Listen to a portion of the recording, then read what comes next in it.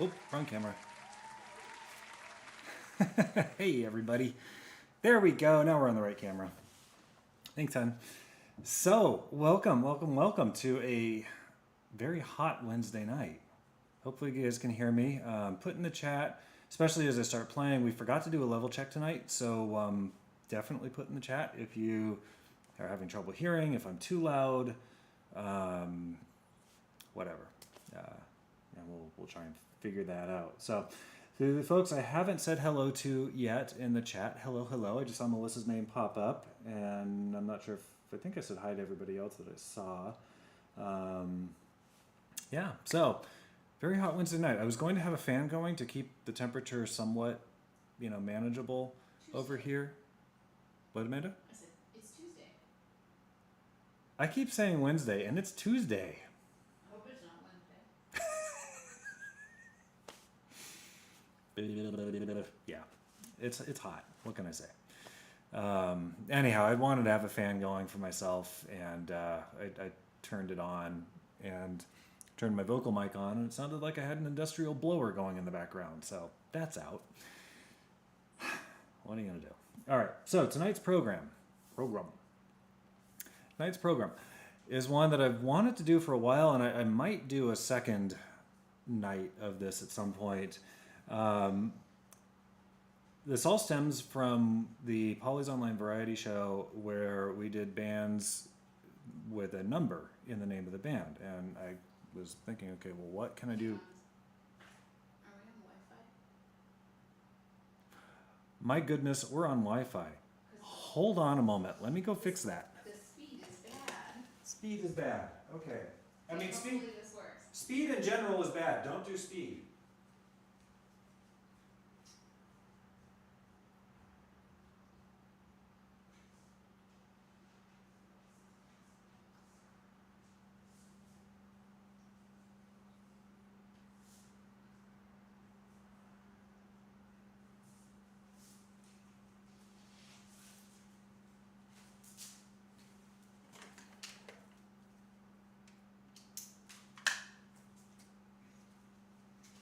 Okay, hopefully it switches over.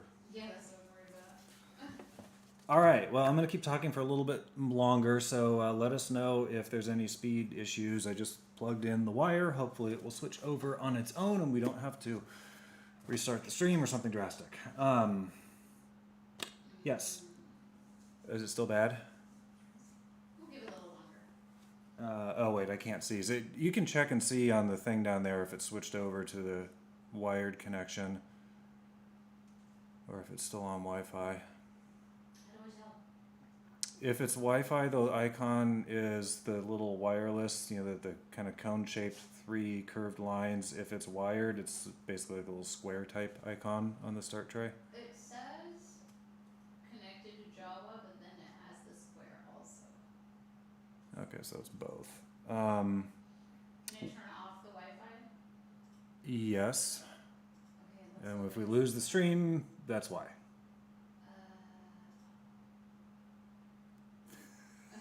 Okay. We're so prepared. Is it off? I did turn it off, Okay. so we're just gonna wait. All right, folks. So yeah, let us know if the stream is still going or if it froze or something. Okay,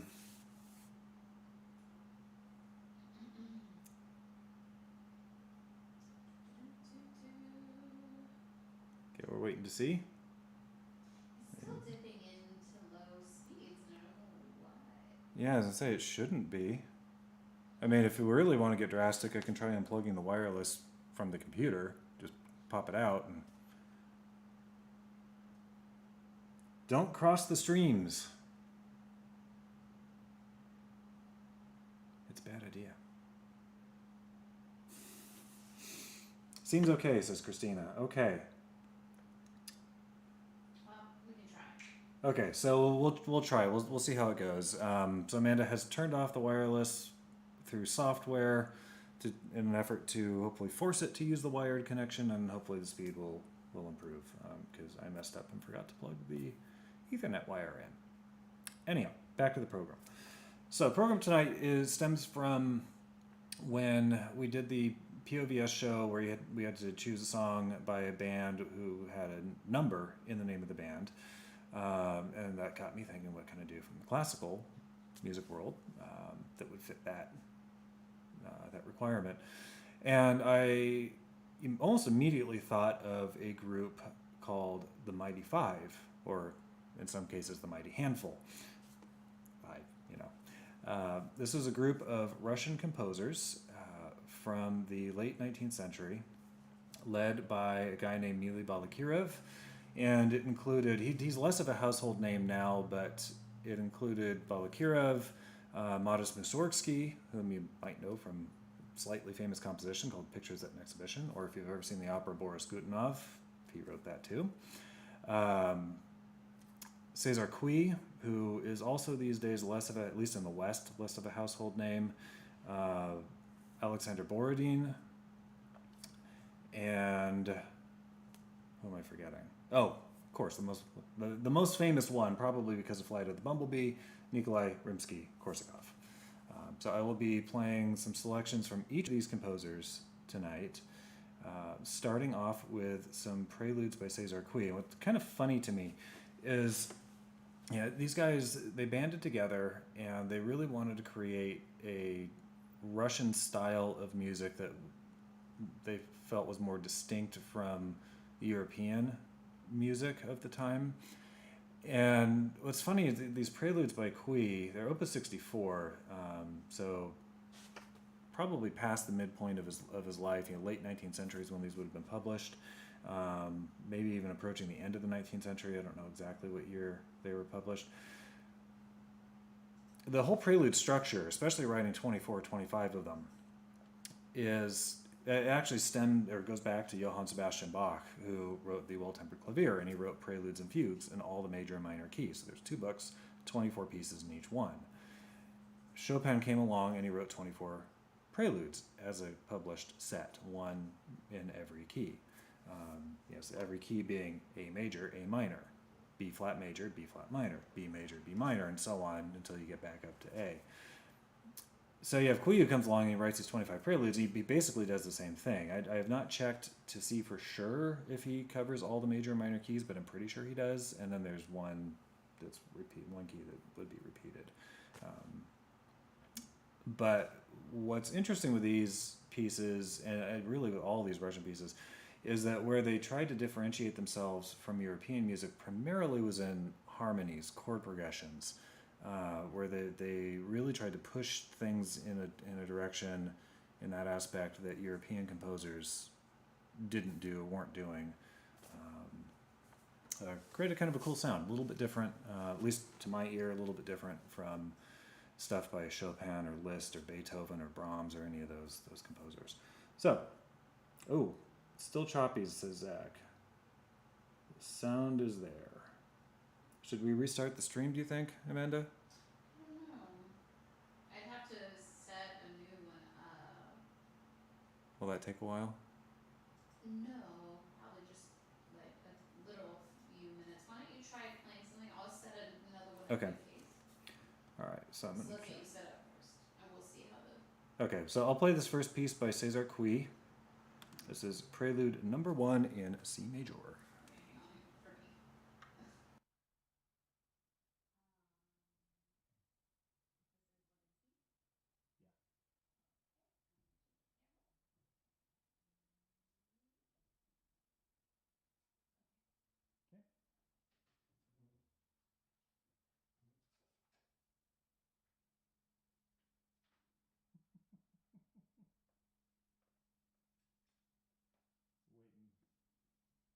Waiting for everybody to walk by for I don't know what the dogs are doing. Here we go.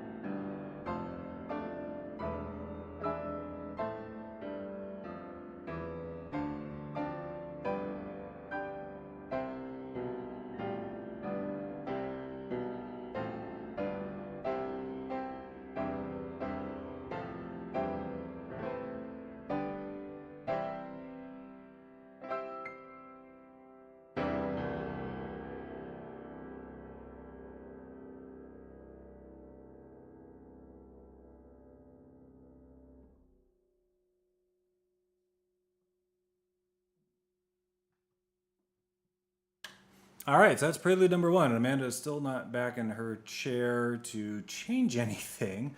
So I'm going to talk a little bit more about what I'm not sure. Yeah, wait, hang on. Wait, there we go. Okay. Now, I don't know if you guys have noticed, I'm experimenting with a new setup here. So we tried running everything off the one computer 2 weeks ago, and it worked, but we had some necessary delay between me finishing something and Amanda being able to do anything, because obviously we can't both be controlling the mouse cursor and everything on the computer at the same time. So to get around that issue, we have resurrected the laptop. This was the computer. This laptop was the computer that Amanda used back when we first started doing all the streaming. And I recently, I've been going through extra computer bits and pieces that I've had just sitting around for a long time. And because an issue we were having with the laptop was it was excruciatingly slow to do anything. And I decided to swap out the hard drive in it with a solid state hard drive that I just had sitting in a box. One I pulled out of one of our other computers a while back. Put it in there, and it dramatically sped up the computer's performance, such that now I can use it for this. So I actually had this monitor hooked up to the laptop. Amanda's running the computer that's behind me over here, but from over there,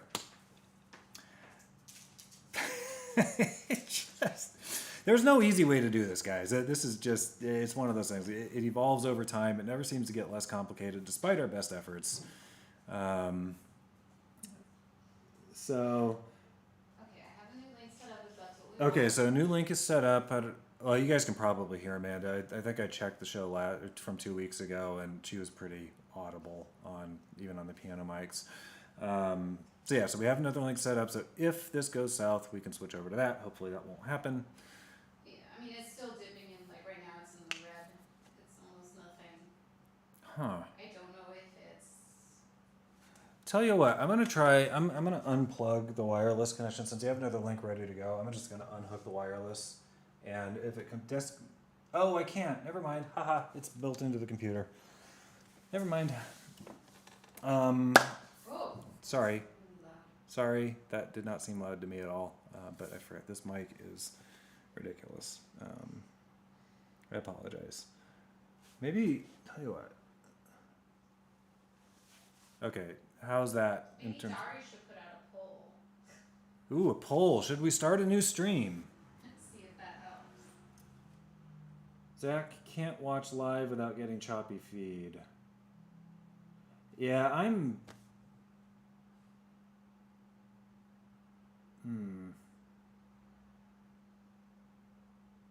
Well, actually, Dari, I don't know if that poll is going to answer what we need because No, it's not. the That's not what she did. oh She didn't do that poll. she did do that poll. Okay, I'm confused. That's fine. I probably missed something in the chat. All right. Well, should I continue or should we just start a new stream?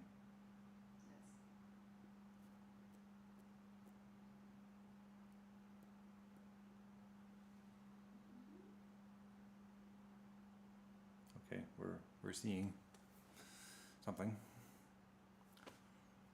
I feel like we need some smooth jazz elevator music right about now. Boo doo doo doo doo doo doo doo doo doo doo doo doo doo doo doo doo doo. Oh, nicer than me. What? Poor me. Sorry about this, guys. This is the dangers of not having everything hooked up the way it's supposed to be, and then the computer's like, well, we've got the wireless, so we're going to use that. And then it can be really difficult to get it to pull it off of that and get it over to something else. So yeah, even though she's, I don't know, it's weird. I mean, the wireless should be disconnected. It should be using the wired connection now. I mean, it's possible it's just Spectrum. Yeah, it might just be our internet speed is not great tonight. That's totally possible. I mean, we're paying for better speed, but what are you gonna do? We're at the mercy of a monopoly. And a not talking about the game, folks. All right, well, how about I play something? Yeah? Do you need to stop? Is there an audio thing going? Just do the piece I had up next.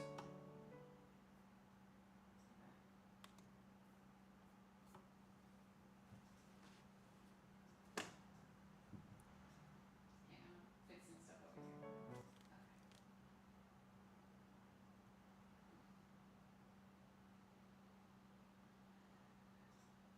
Okay. Other camera.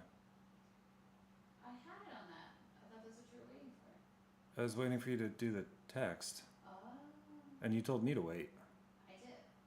So Okay. This one, right? prelude number 2?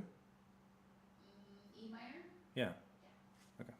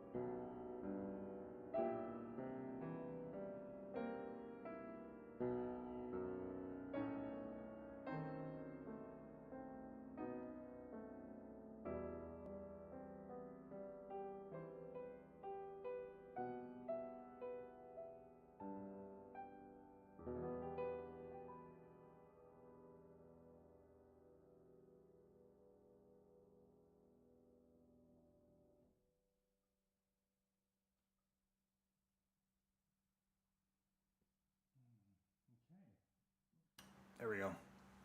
All right, how are we doing on the feed? intentionally timing them out.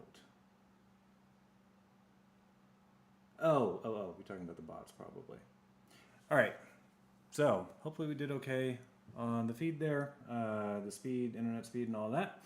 I love these pieces. They basically everything I'm playing tonight is all stuff that I've learned very, very recently in the last really couple of weeks. I mean, I discovered a lot of it prior to that. Borodin's piece I'm going to play in a little bit. I've known about that one for years. I've been familiar with it for years, but really only started playing the piano transcription of it fairly recently. So yeah, moving along. So next one, I'm not playing all 25 of these preludes. This is like 75 pages of music to play all of them.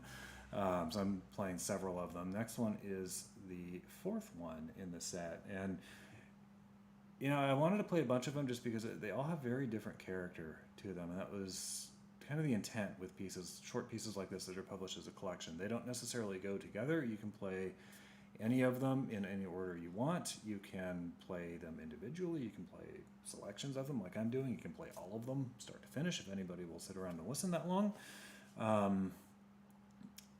But they all have very different character to them. They all, there's various of them that are similar to each other. There's various others that are similar, and those two groups, contrast. So really kind of cool. So this is, let's see. Okay. So Melissa says for once she's doing fine with her feed. That's good. Good. Boardman. Oh, hi, Barbara. Boardmans are okay. All right, so I'm going to kind of go out on a limb here and say that as long as at least a couple people out there are okay, that any issues with the feed are probably not stemming from us, because if it was stemming from us, everybody would be having an issue. So fingers crossed, we're okay. So next up, this is Prelude number 4 in B minor by César Cui.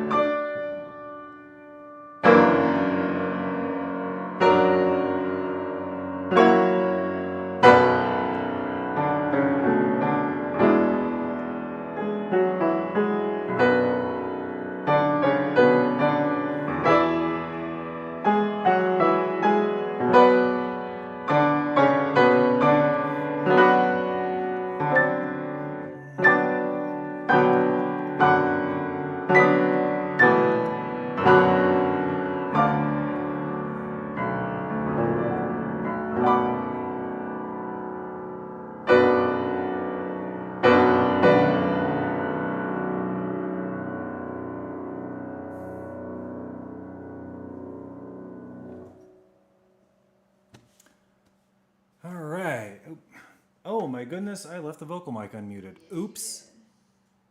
How bad did it sound? I was just a little, it was fine. But would you hear all any like breathing or Oh, you yeah. hear the dog go tippy tippy tippy? You just turned it off.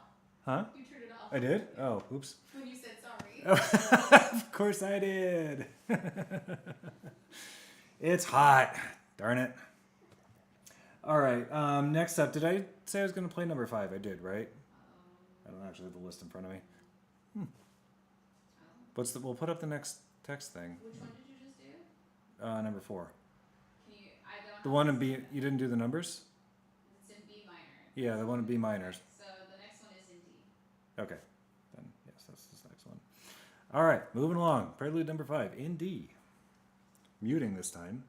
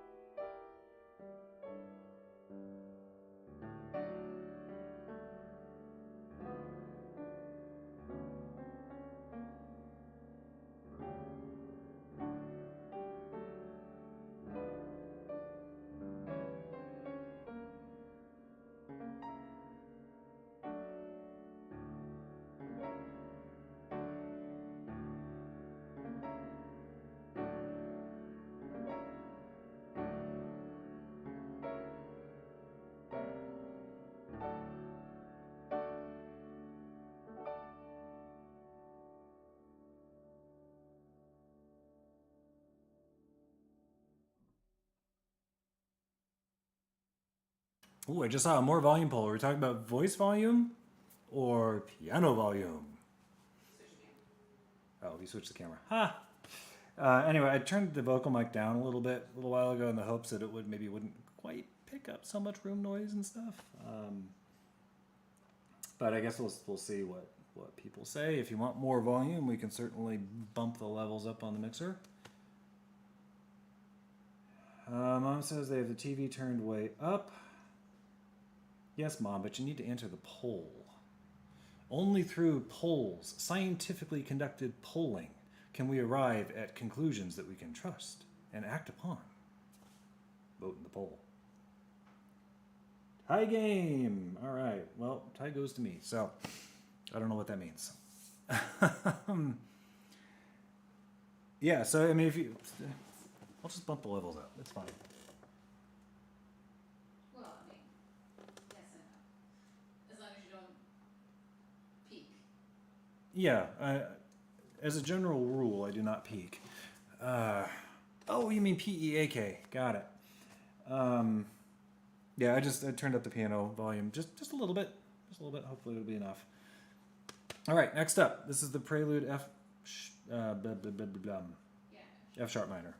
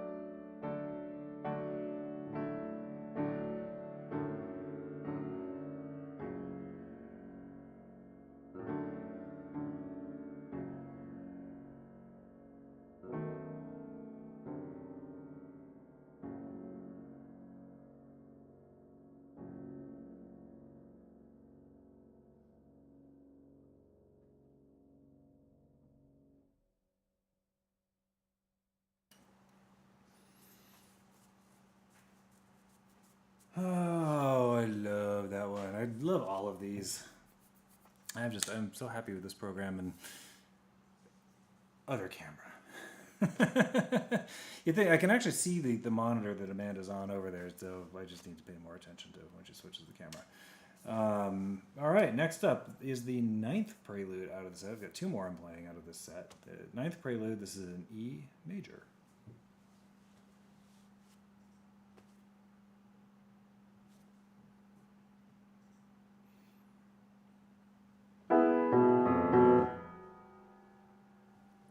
First off, I'm going to mute the vocal mic. Secondly, it would help if I played the right notes.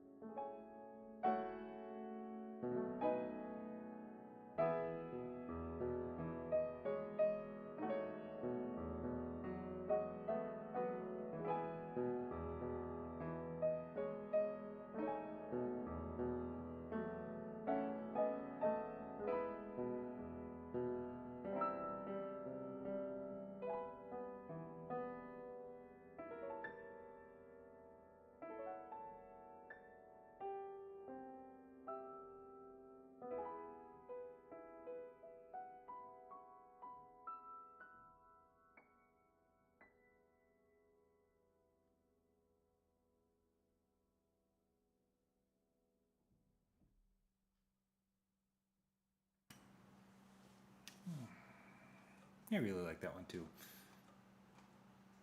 All right, and then last up.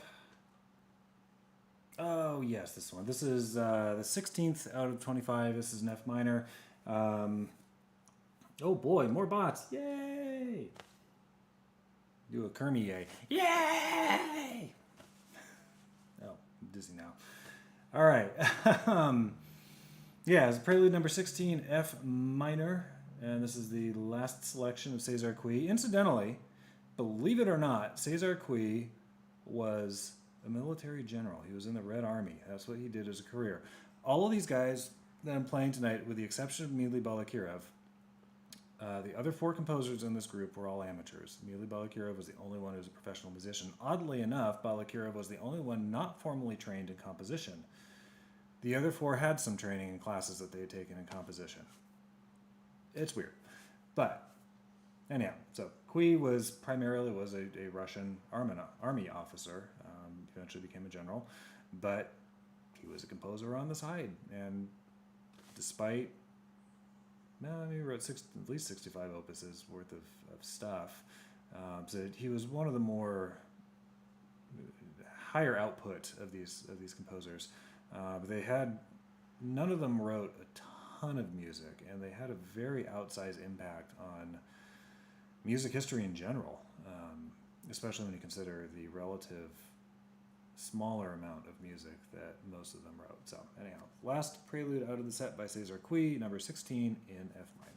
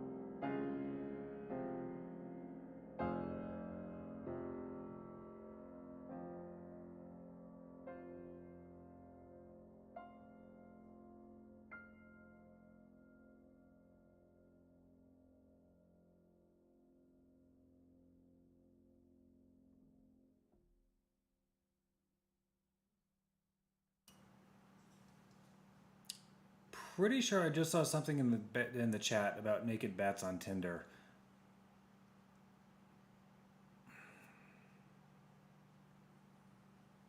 What do you guys do when I'm playing anyway? What?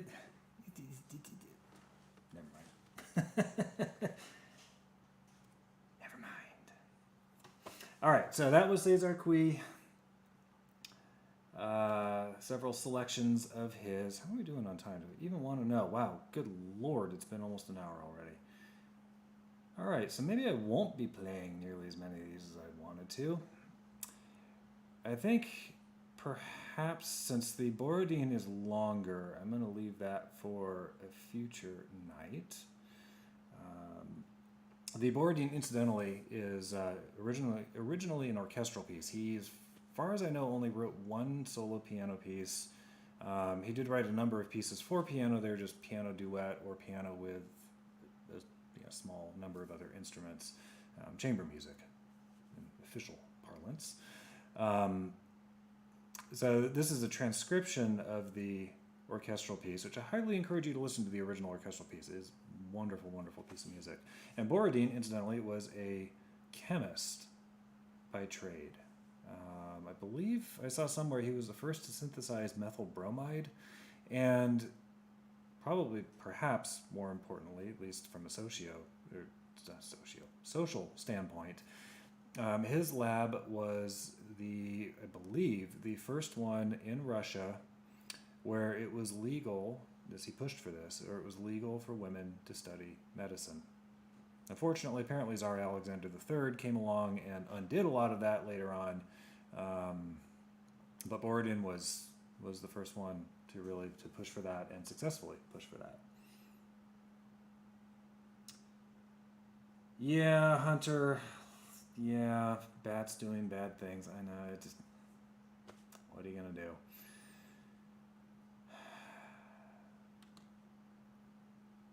There's some that like to play baseball. Unfortunately, not many of them make it up through the minors. All right, moving along. So we're going to save Borodin for another night. It's a long piece, and we're already almost an hour in. I'm going to play a couple of shorter pieces by Rimsky-Korsakov. Not Flight of the Bumblebee. Unfortunately, that is one I've not tried in a very long time. It is ridiculously difficult, no matter the instruments whatever instrument you try and play it on. It's ridiculous. Rachmaninoff has a great transcription of it. What I highly recommend, though, if you want a jaw-dropping experience of Flight of the Bumblebee, look up Yuja Wang, Yujawang. Look up her performance of, I'm going to type it into the chat here. Yuja Wang. Stupid autocorrect. Yeah, she's I believe, Chinese pianist. One of the best in the world. Flight of the Bumblebee. And you want the Shifra transcription. So I put that in the chat. Do yourself a favor, spend a couple minutes, look that up on YouTube. It is one of the most completely nuts transcriptions I have ever heard of any piece, let alone something like Flight of the Bumblebee. And to give you guys an idea, I know I'm on this camera, but she's playing, the original piece is...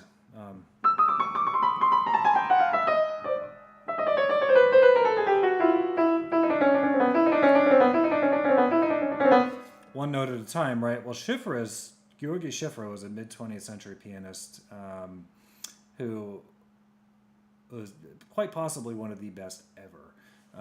His transcription is something like where you're playing full chord with one hand, followed immediately by octaves with the other hand, do do do do do do do do do do do down the, but going at the speed.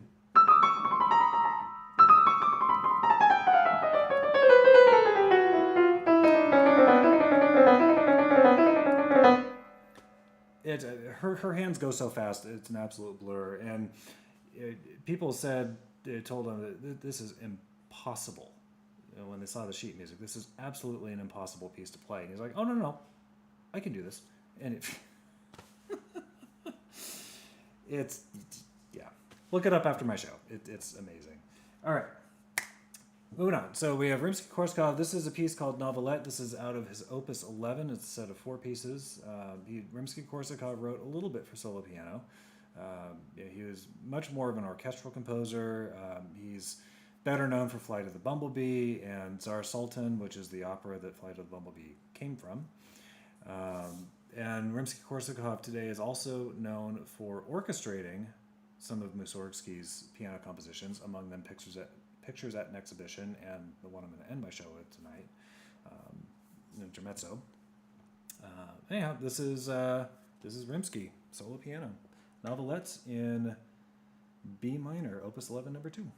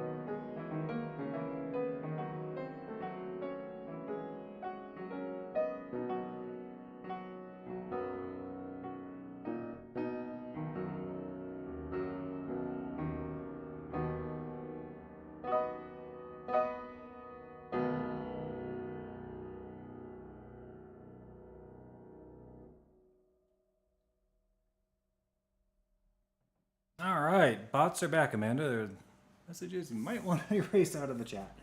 I said the bots are back. There's some pretty obnoxious stuff in the chat. What am I doing? All right. Right here. Yeah, that's the only one I'm playing out of that. Who is this weird name person in our stream? Zach, it's probably a bot that, yeah, some nefarious types have put into. Yeah, it's not a person, Zach. It's a YouTube chat bot that's just automatically putting stuff in, unfortunately.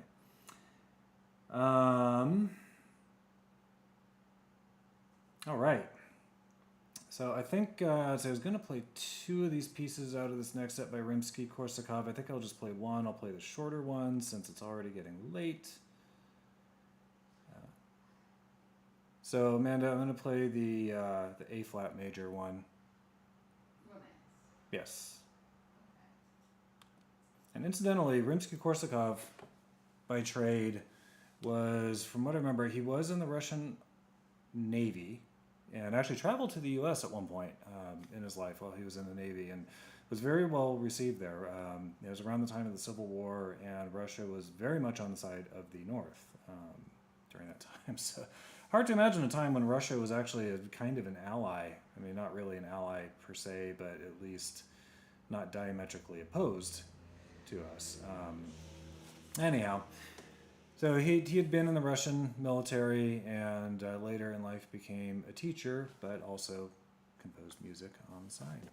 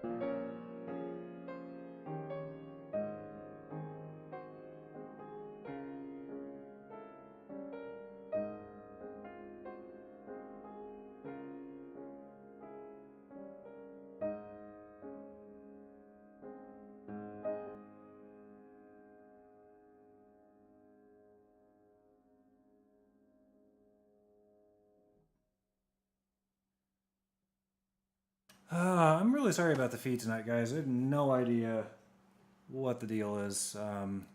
This camera now. Why it seems to be so bad. I mean, we're on a wired connection. Should be fine for us, but yeah, what are you gonna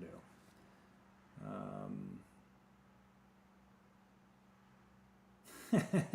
Yes, Hunter. The Russians do have hotter bots, and they're also looking to sell themselves off into marriage.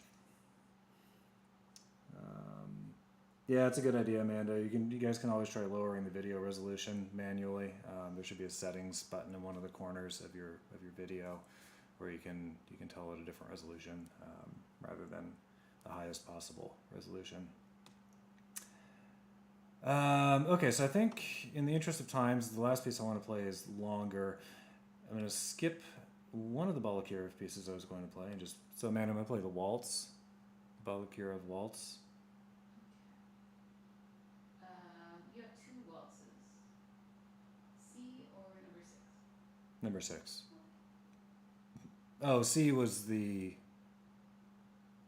none of them. So it was a waltz in C sharp. Oh, C sharp. Ah, there we are.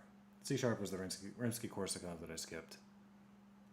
So I'll do another night of this of this stuff.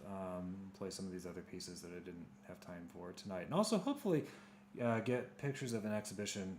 Pictures of. Nobody wants to see pictures of an exhibition. They want to see pictures at an exposition. Yeah, It's hot. All right, waltz number 6. This is by Mili Balakirov. As I said earlier, he was the only one of the group who was a professional musician. He was a pianist. He was phenomenal. Most of his stuff I can't really play very well. Another piece, this is another one I will probably never be able to play, unfortunately. But one which is probably his best known piece. Putting it in the chat. And I apologize for the title. That's what it's called. There's just nothing else for it. That's what it's called. Yeah, I know. It's the choppy feed is very frustrating. Anyhow, the Islami by Balakirov is an incredible piano piece. So highly recommend looking that up on YouTube. Look at the performance of that. That's not one that I'll probably ever be able to play. It is extremely difficult. Virtuoso showpiece, but it's a really cool piece of music. Anyhow, one I can play is this waltz number 6. As far as I know, there's no opus number attached to this. I'm sure it was published during his lifetime. I guess I think maybe he didn't use opus numbers or didn't use very many opus numbers. So this is not part of any set of pieces. This was published in 1903. And something else I forgot to point out. Most of you know my piano was built in 1889. So this piano was around when some of these pieces were composed and published, which just blows my mind. This piano existed when some of these pieces were first written and published. Hell, by the time 1903 rolled around, this piano was already 14 years old. Wow. Anyways, this is waltz number 6 in... That key is it in? It'll be up there. It'll be up there. I think it's weird. It's cool. All right.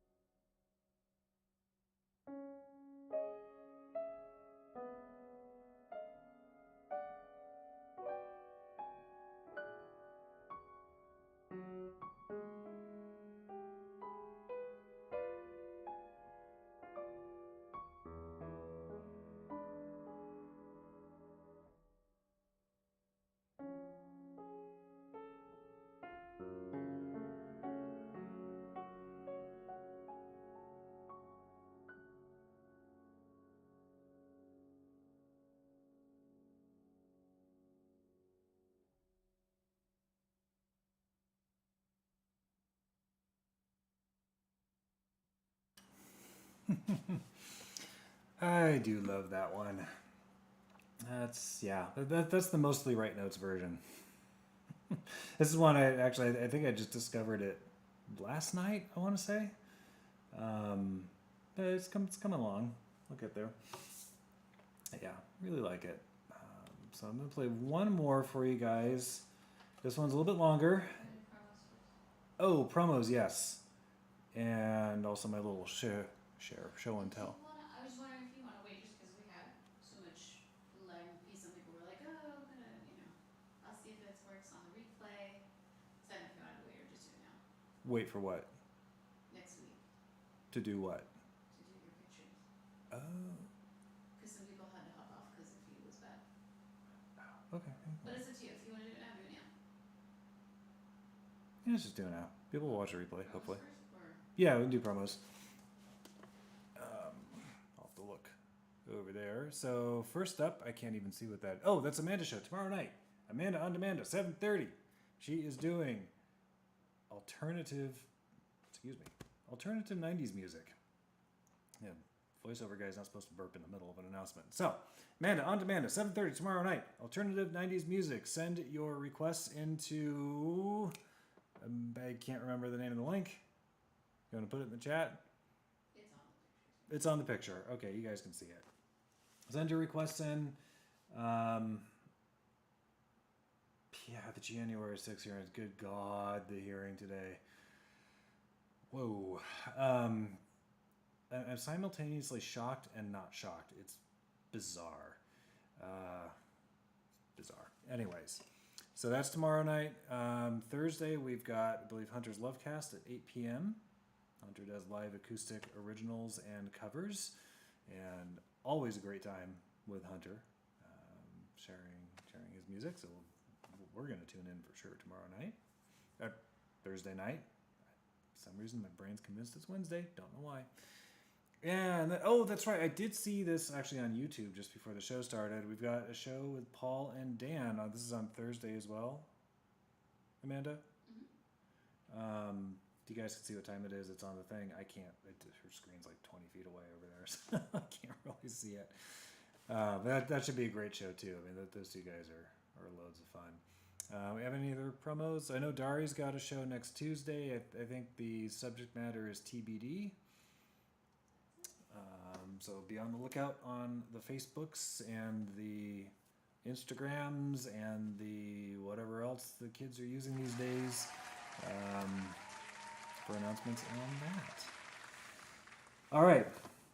Last piece of the night. This is Mussorgsky didn't write a ton of music, and he didn't write a ton of piano music, which is unfortunate. As some of you may be aware, he died in his early 40s. I don't know. He was in the Russian military early in his life, when he was in his 20s. Got out of that and just never really found steady employment. And he was living with a very good friend of his for a while, but then the friend moved away and got married, and Mussorgsky was feeling just abandoned and alone. And he fell in with the group of the 5 composers, which gave him some purpose, but that group eventually broke up. And he hit a point where he was very unhappy, and he started drinking a lot, and probably, I'm guessing anyway, died of cirrhosis of the liver. It was just kind of sad. But he wrote some pretty incredible music. So next to Pictures at an Exhibition, this is probably his next best known piano work. This is Intermezzo in Modo Classico.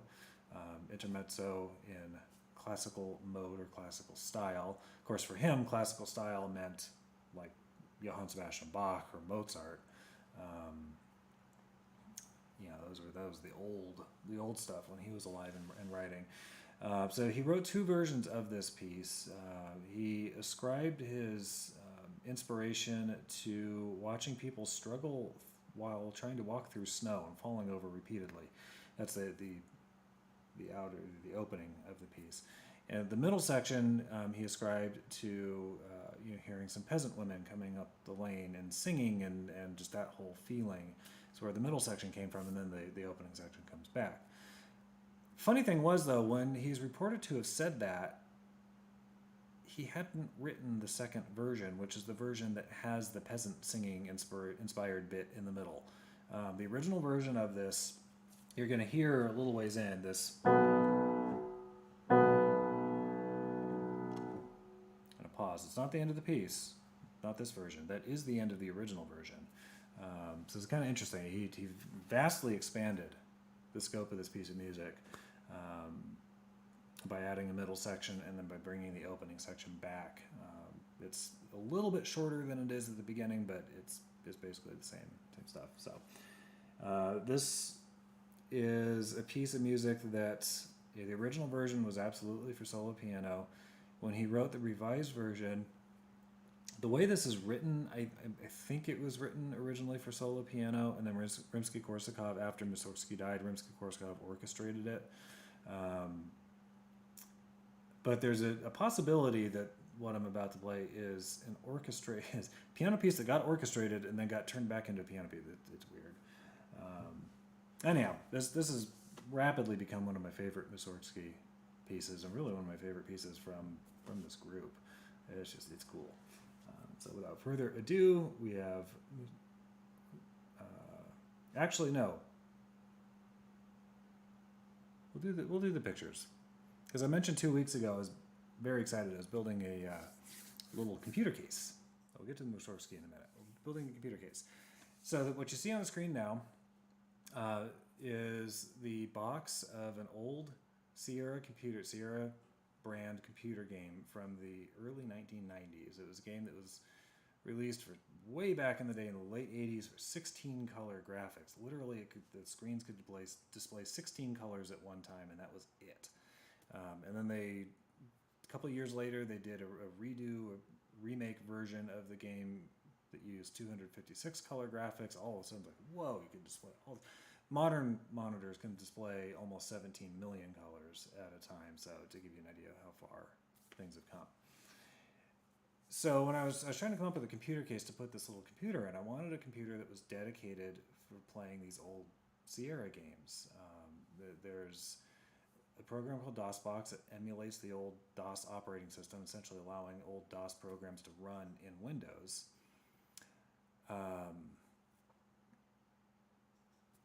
But there's no guarantee that that'll work forever on modern computers. So I wanted just a dedicated little system. It'd be static. It won't go online. All it is for is running these old games. And I wanted a cool little computer case to put it in. And so for years now, I've been thinking it'd be cool to basically build a computer case, but make it look like one of the old Sierra game boxes. So that's what Amanda's got up on the screen. This is the Quest for Glory series. It's the first game in the series of 5 games.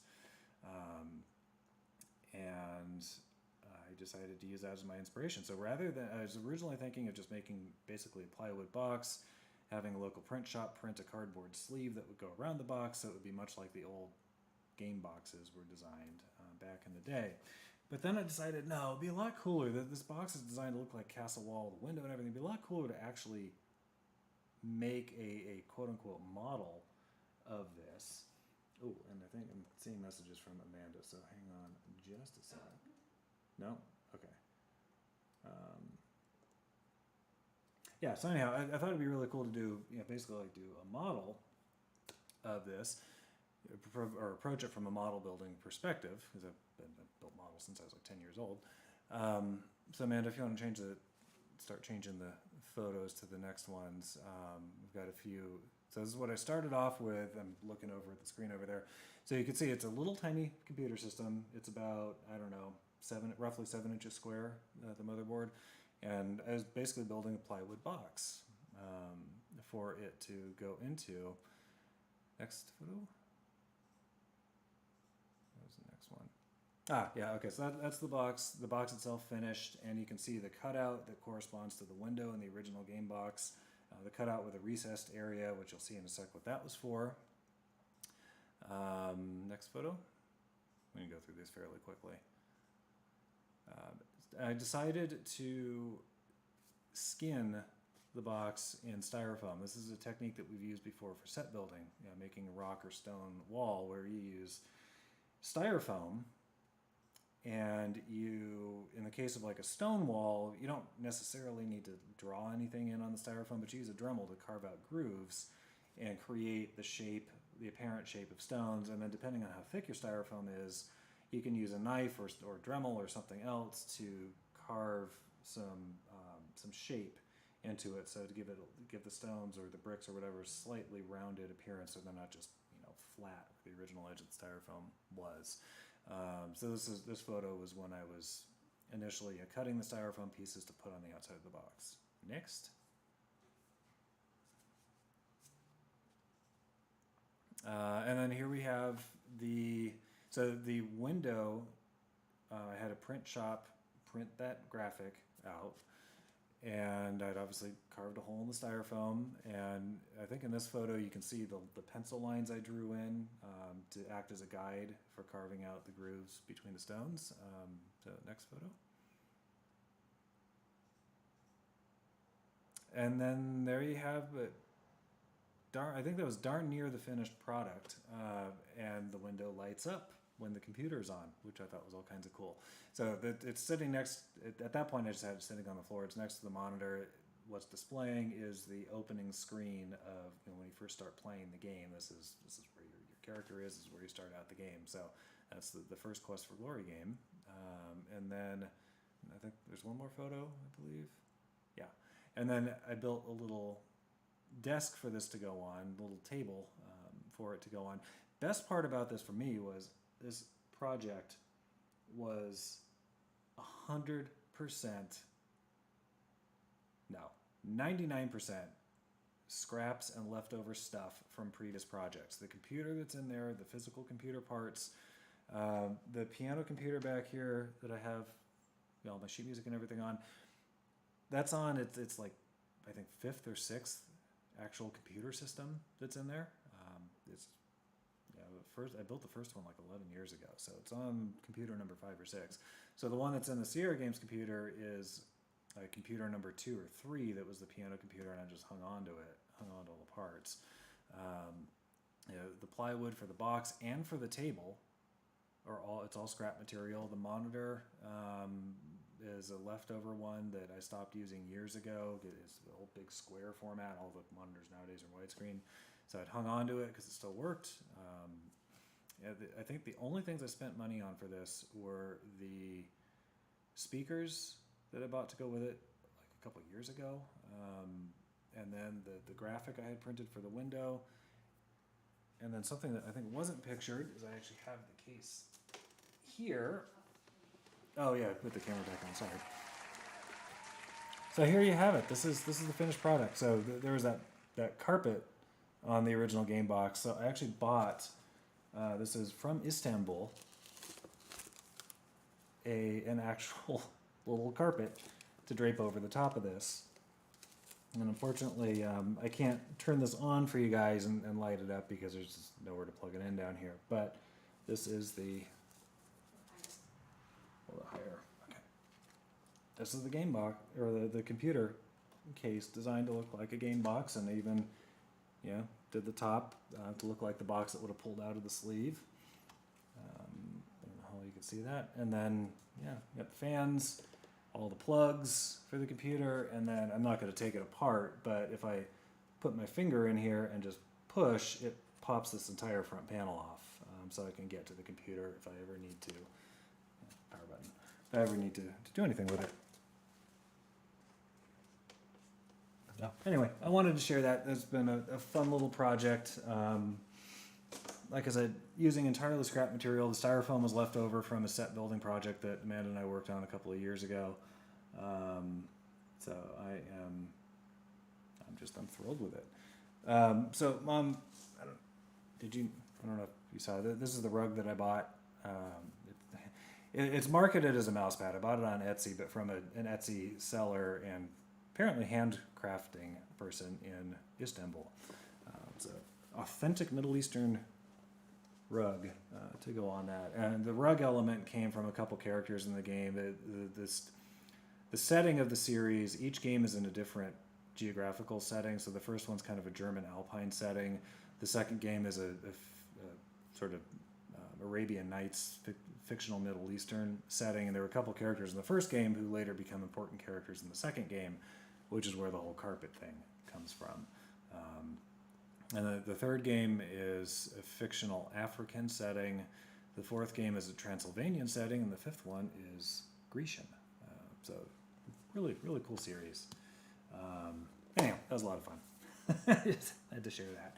All right, now we're on to Mussorgsky. This is Intermezzo Modo Classico.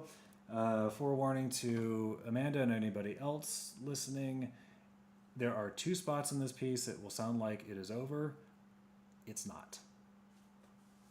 Off we go. Oops, sorry. Still getting used to the fact that I'm not supposed to be using a remote. What? You did it again. Oh, is it still on? Sorry. Apparently the remote was still on when I just moved it further out of my reach, so I wouldn't do that. All right, here we go.